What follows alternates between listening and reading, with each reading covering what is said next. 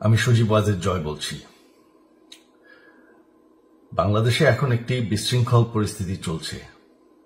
সারা দেশে আমাদের ভাঙচুর হচ্ছে, লুটপাট হচ্ছে, আমাদের শহরের বাইরে আমাদের নেতাকর্মী, আমাদের আওয়ামী লীগের নেতাকর্মীদের উপর হামলা চলছে, অনেকে হত্যা করা হয়েছে।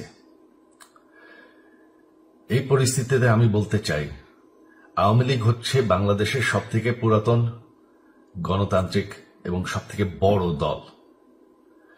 আওয়ামী লীগ কিন্তু মরে যায়নি। আওয়ামী লীগ এই দেশকে, বাংলাদেশকে স্বাধীন করেছে। আওয়ামী লীগকে শেষ করা সম্ভব না। আমরা বলেছিলাম যে আমার পরিবার আর রাজনীতি করবে না, তবে আমাদের নেতাকর্মীর উপর যেভাবে হামলা হচ্ছে, এই পরিস্থিতিতে আমরা হাল ছেড়ে দিতে পারি না। বাংলাদেশে যদি গণতন্ত্র, নতুন বাংলাদেশ গড়ে তুলতে হয়, আওয়ামী লীগ ছাড়া সম্ভব না। আওয়ামী লীগ হচ্ছে সবথেকে বড় দল। আওয়ামী লীগ কোথাও যাবে না, আওয়ামী লীগ শেষ হয়ে যাবে না। আওয়ামী লীগকে শেষ করা সম্ভব না। আওয়ামী লীগের নেতাকর্মীদের আমি সবাইকে আহ্বান জানাচ্ছি যে আপনারা সাহস নিয়ে দাঁড়ান।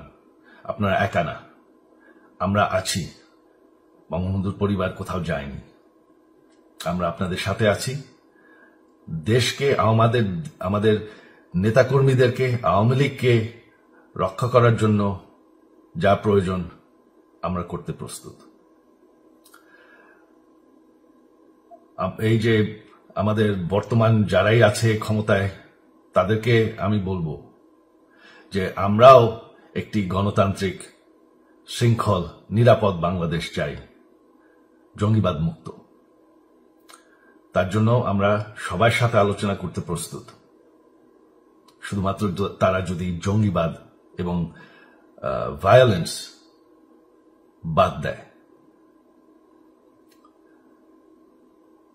শেখ হাসিনা মরে যাননি,